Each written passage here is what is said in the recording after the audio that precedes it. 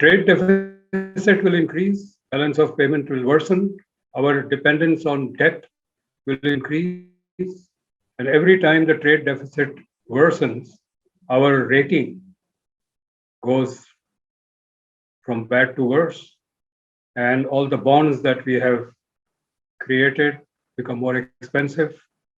It just increases our indebtedness and our reliance on foreign debt.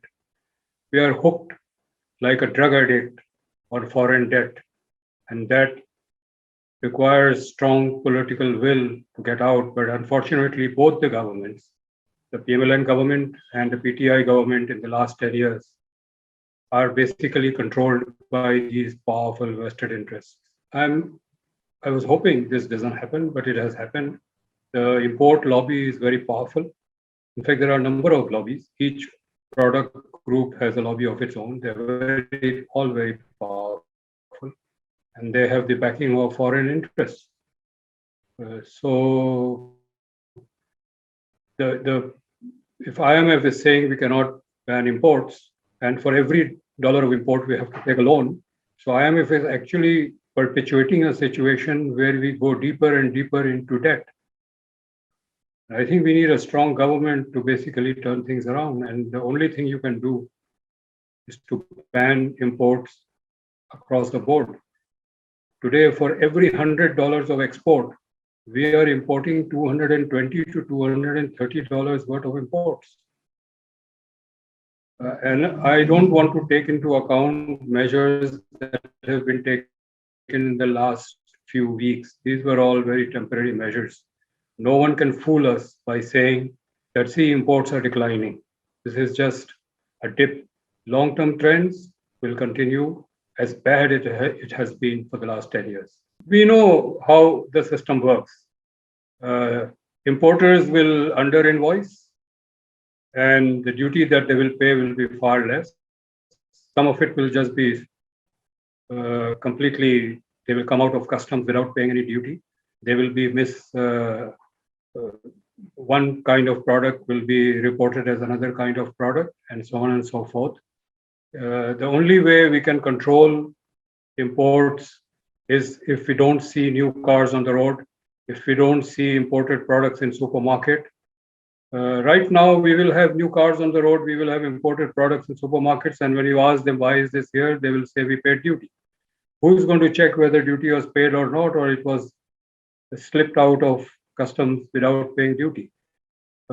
This is not the way to control imports. This is an emergency situation. We are on a ventilator, and the only way to control the hemorrhage of the economy that is taking place is to cut very harshly on imports. Our import-export deficit should not be more than 15-20%. We cannot afford anything more than that. There are some businesses which have developed, when they grow, when that business grows, the economy goes down. You know, if you look at FBR figures, recently, FBR announced 6-month receipts, and they said we have reached our target. We have exceeded our target. But decomposing it shows that the bulk of the 2/3 of that revenue comes from import duties. So while FBR's accounts may look good, but that is happening at the cost of trade deficit, for which we don't have dollars and we have to beg for it. So I think some businesses will close. I think the automobile assembly business will have to shrink. We cannot afford to import vehicles anymore, and we cannot afford to import components for assembly of those vehicles. If vehicle manufacturers want to be in business, they have to manufacture these vehicles here. The assembly of plants that we have, if they are shutting down, that's fine. That should shut down. A large part of the sugar industry has to shut down. So there are many such. The paper industry has to shut down. These are all industries that are damaging the economy. They make money at the cost of the economy. I think that restructuring of the economy has to take place. Of course, it will not happen overnight. It cannot be done overnight, but at least the direction has to be set. It is not sustainable at all. It is entirely dependent on more debt. The whole philosophy of the last 10 years, which continues to be today, is to run the economy on debt.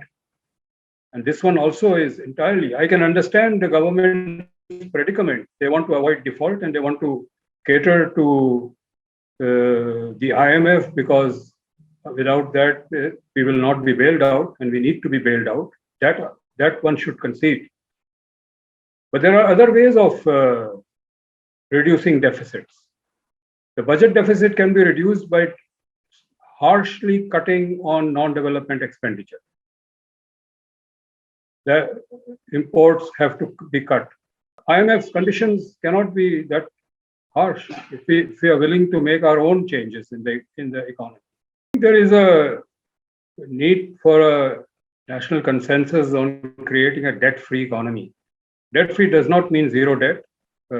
Debt-free means that your every time one loan is not forthcoming, you are not facing default. There should be sufficient reserves based on our export income. Export income will only come if we revive our manufacturing sector, which has been stagnant for the last 30 years plus. These changes will have to be made, and manufacturing sector will only progress if the stock market and the property market their role is reduced, because they are speculative markets and people have shut down their factories to engage and make profits in speculation from these two markets. They have to be curbed. These are macroeconomic policy decisions that have to be made. But if policy is made by stock market and property market dealers, then of course the economy will continue to sink. So the political decision we need to make is to shut out all the particular lobbies that are profiting at the cost of the country and have the economy standing on its own feet.